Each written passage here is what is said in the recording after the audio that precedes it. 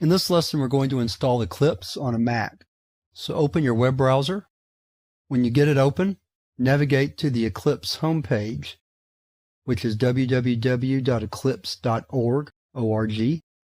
Click the Downloads link next.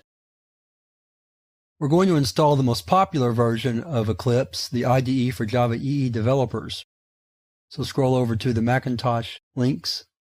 You can do the 32-bit or the 64-bit.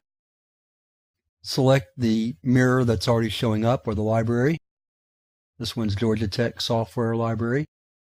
Then it will begin the download. That's going to take a minute or two, so hang on while it downloads. We're just about finished now.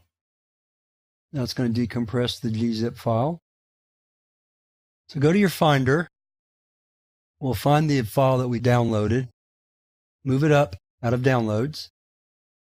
We're going to open that tar file. So now it's going to unarchive Eclipse and put it into its own directory. And once we've done that, it's ready to go. There's really no other installation we have to do after that. So be patient here while we unarchive the files. So there's our Eclipse directory. So we'll open that. There are the files that make up the software system. And the Eclipse file with the little purple icon is the main program file. So we can open that. And it's going to take it just a minute or so to load this first time.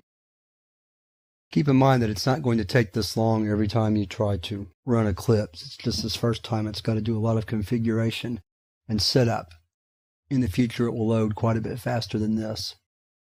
Okay, then it's going to come up and ask us to select a workplace. This default workplace is perfectly fine, or you can change it. So either make a change or leave it as is, then click OK. Now it's going to take just a moment or two longer.